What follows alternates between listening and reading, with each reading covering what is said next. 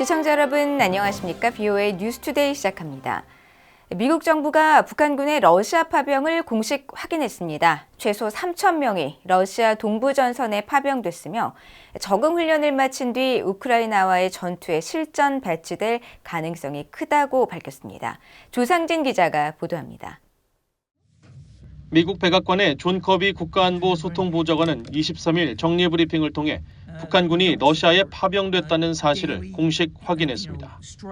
북한군 병사 3,000명 이상이 러시아 동부 지역으로 이동했으며 현재 훈련을 받고 있다고 확인한 것입니다.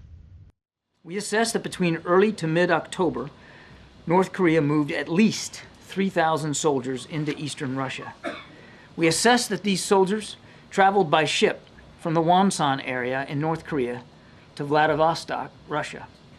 These soldiers then traveled onward to multiple Russian military training sites in eastern Russia, where they are currently undergoing training. 커비 보좌관은 미국 정부가 파악한 내용을 우크라이나 정부에 브리핑했으며 이런 움직임의 의미와 대응 방안에 대해 동맹 및 파트너, 영내 국가들과 긴밀히 협의하고 있다고 강조했습니다. 특히 북한군은 앞으로 우크라이나와의 전투에 실전 배치될 가능성이 크다고 전망했습니다. We do not yet know whether these soldiers will enter into combat alongside the Russian military, but this is certainly a highly concerning probability. After completing training, these soldiers could travel to Western Russia and then engage in combat against the Ukrainian military. 커비 보좌관은 북한군이 전투에 배치되면 우크라이나군의 표적이 될 것이라면서 우크라이나에 맞서 싸우다 전사하거나 부상당할 가능성이 매우 높다고 지적했습니다. 또 이 같은 북러 협력 심화에 대응하기 위해 미국 정부는 며칠 내로 러시아의 우크라이나 전쟁을 지원하는 이들을 겨냥한 중대 제재 조치를 발표할 것이라고 밝혔습니다. 우크라이나와 한국 정부 당국이 구체적인 북한군의 러시아 파병을 거듭 확인하고 있는 상황에서 미국 정부는 이날 오전 북한군의 러시아 파병 사실을 공식 확인했습니다. 미국 정부 고위 관리는 23일 오전 BOA의 관련 논평 요청에 우리는 수천 명의 북한군이 훈련을 받기 위해 러시아에 있다는 것을 알고 있다고 밝히고 다만 그들의 임무가 무엇인지 우크라이나 전투에 투입될지 여부는 알지 못한다고 말했습니다. 그러면서 만일 북한군이 실전 배치된다면 이는 우크라이나 전쟁에서 블라디미르 푸틴 러시아 대통령의 절박함이 커지고 있다는 신호라고 지적했습니다. 앞서 로이드 오스틴 미국 국방장관도 이날 이탈리아 로마에서 기자들과 만난 자리에서 북한군의 러시아 파병 사실을 확인했습니다. As we continue to look at this, there is evidence that there are DPRK troops, in Russia. 한편 러시아 정부는 북한군 파병 사실을 부인하고 나섰습니다. 마리아 자하로바 러시아 외무부 대변인은 이날 정례 브리핑에서 오스틴 장관이 파병 증거를 확인했다고 밝힌 데 대한 질문에 허위, 과장이라고 주장하면서 북한군의 위치는 평양에 물어보라고 말했습니다. BOA 뉴스 조상진입니다. 앞서 한국 국가정보원은 북한군 병력 3,000여 명이 러시아로 이동해 적응 훈련 중이며 오늘 12월까지 10,000여 명이 이동할 것이라고 예상했습니다. 북한군 파병 대가는 1인당 한 달에 $2,000 수준이라고 밝혔습니다. 우크라이나군은 파병된 북한군의 일부가 23일 러시아 남서부 교전 지역에 도착할 것으로 예상했습니다. 김시영 기자가 보도합니다. 한국 국가정보원이 북한군 파병에 대한 구체적인 추가 내용을 밝혔습니다. 조태용 한국 국가정보원장은 23일 한국 국회 정보위원회 간담회에서 북한군 병력 3,000여 명이 러시아로 이동했으며 오는 12월까지 10,000여 명이 이동할 것으로 전망했다고 한국 국회 여야 간사인 국민의힘 이성권 의원과 더불어민주당 박선원 의원이 전했습니다. 두 의원에 따르면 조 원장은 또 파병된 북한군이 아직 전투 현장에 배치되지는 않았고 러시아 내 여러 훈련장에 분산 배치돼 적응 훈련 중인 것으로 파악했다고 설명했습니다. 조 원장은 이어 러시아 교관들은 파병 북한군들이 사기는 좋지만 현대전 이해 부족 등으로 사망자가 다수 발생할 것으로 예상했다고 보고했습니다. 군사훈련에 참여한 러시아 교관들은 북한군이 체력과 사기는 우수하나 드론 공격 등 현대전에 대한 이해가 부족하다고 평가하고 전선에 투입될 시에 사망자가 다수 발생할 것으로 예상하고 있습니다. 국정원은 또 북한군 파병의 대가는 1인당 월 2,000달러 수준으로 알려졌으며 북한 당국이 이들 병사들의 파병 사실을 외부에 알리지 않기 위해 철저한 입단속과 함께 파병 군인 가족을 보다 효과적으로 통제, 관리하기 위해 이들을 모처로 집단 이주 격리하고 있는 정황도 포착됐다고 보고했습니다. 조 원장은 북한의 파병 의도에 대해 북러 군사동맹 고착화와 유사시 러시아의 한국에 대한 개입, 경제난 돌파구 마련, 군 현대화 가속의 필요성으로 판단했다고 전했습니다. 한편 조태열 외교장관은 이날 2024 중앙포럼 기조연설을 통해 북한군 파병을 러시아와 북한의 불법 행위로 규정하면서 북한은 파병 부대의 구체 행위에 따라 국제형법상 책임이 부과될 수 있다는 점을 분명히 인식해야 한다며 후과가 있을 것이라고 경고했습니다. 한국 정부는 이르면 다음 주 초에 파병 북한군 관련 정보 공유를 위한 대표단을 북대서양조약기구 나토에 파견할 것으로 전해졌습니다. 이런 가운데 파병된 북한군 일부가 23일 러시아 남서부 교전 지역에 도착할 것으로 예상된다고 우크라군 정보수장이 밝혔습니다. 키릴로 부다노우 우크라이나 국방부 군사정보국 국장은 22일 언론과의 인터뷰에서 쿠르스크 전선에 23일 첫 번째 북한군 부대가 도착할 것으로 예상한다고 말했다고 로이터, AFP 통신 등이 보도했습니다. 쿠르스크는 우크라이나군이 지난 8월 기습 침공했던 러시아 남서부 접경지로 이후 양국군은 2달 넘게 치열한 교전을 계속하고 있습니다. 부다노우 국장은 또 현재로는 얼마나 많은 병력이 올지 또는 그들이 어떻게 무장할지가 불분명하며 이는 며칠 뒤에 알 수 있을 것이라고 말했다고 언론들은 전했습니다. VOA 뉴스 김시영입니다.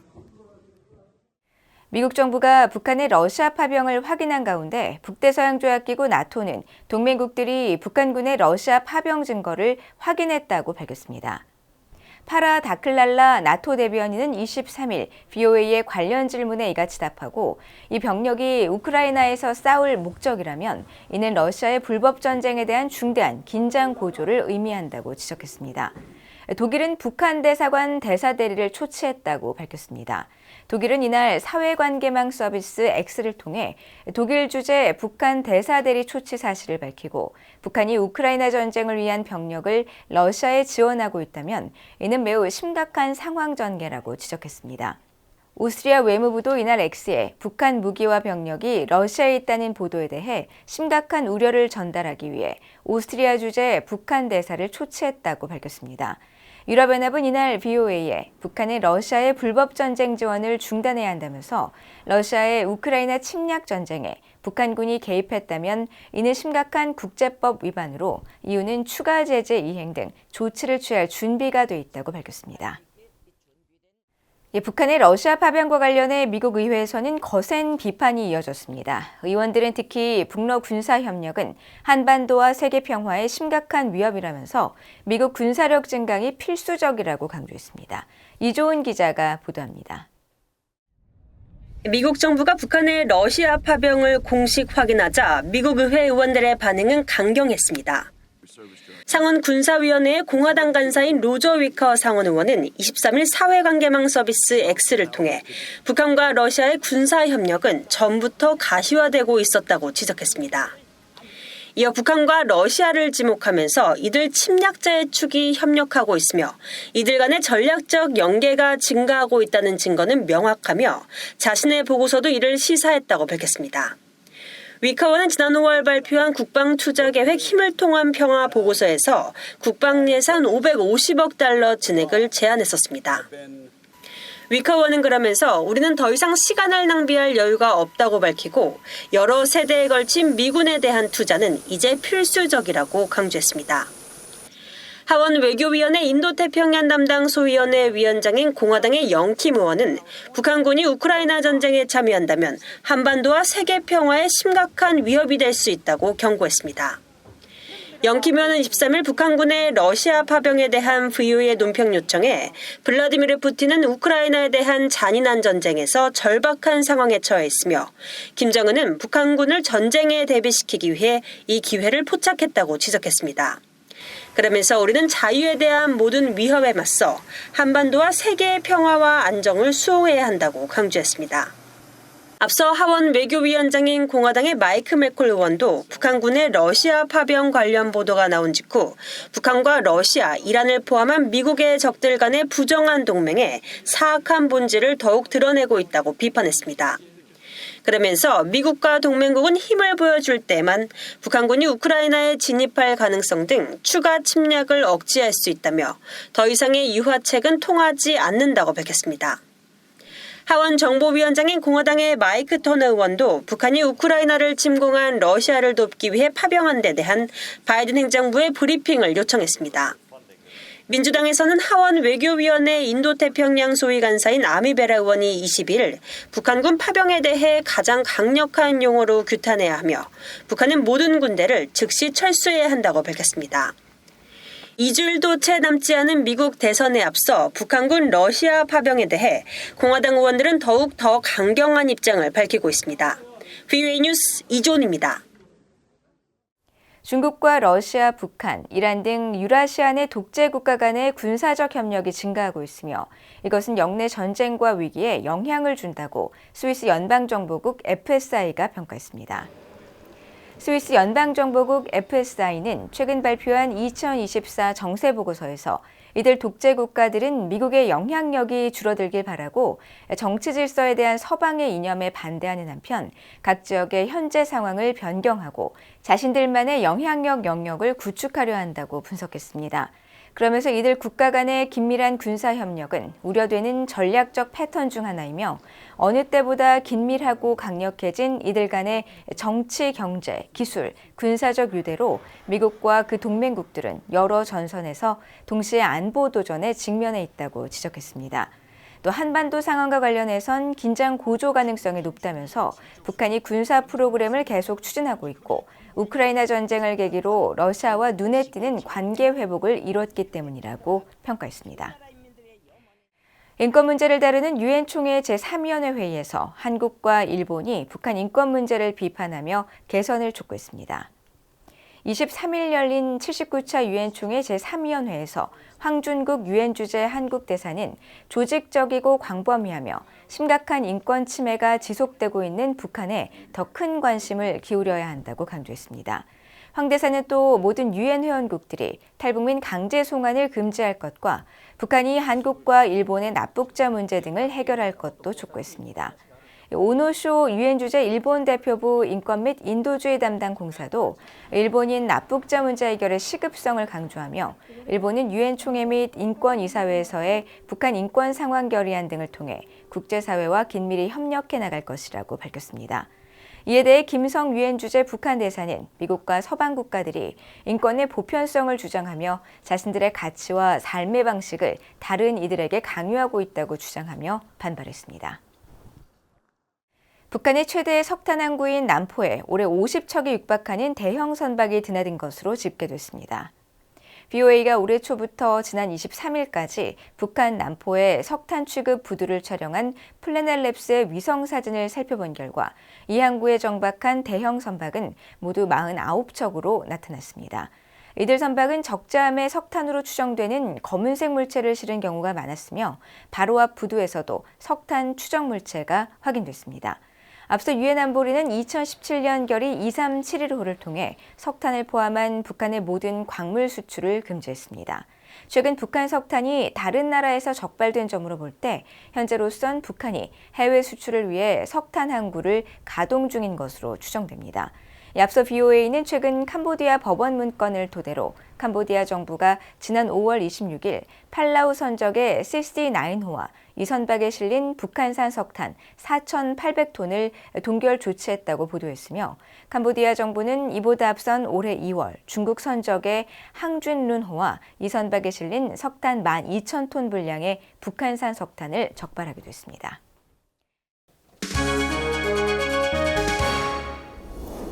국제뉴스입니다. 토니 블링컨 미국 국무장관이 이스라엘을 향해 가자 지구에서 전투 종료를 촉구했습니다. 이스라엘 방문을 마무리한 블링컨 장관은 23일 벤구리온 공항에서 기자들과 만나 지금은 이스라엘이 그 성공을 오래 지속되는 전략적 성공으로 전환할 때라면서 이스라엘은 하마스의 군사 능력 대부분을 파괴해 가자에서 목표를 거의 다 달성했다고 말했습니다.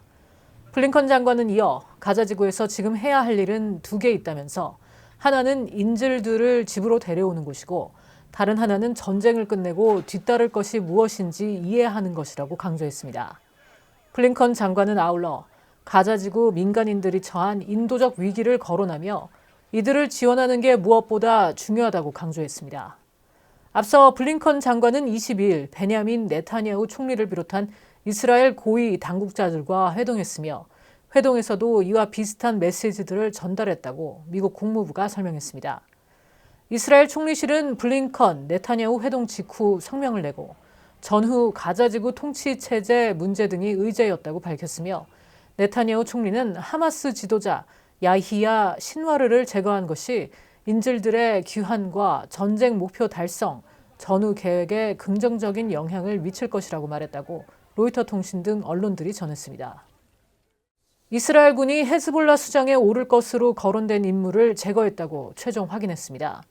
이스라엘군은 22일 소셜미디어 X에 헤즈볼라의 집행위원장 격인 하셈 사피에딘과 헤즈볼라 정보기관 수장 알리 후세인 하지마가 약 3주 전 레바논의 다이에 소재 헤즈볼라 주요 정보기관에 대한 공습 과정에서 제거됐다고 주장했습니다.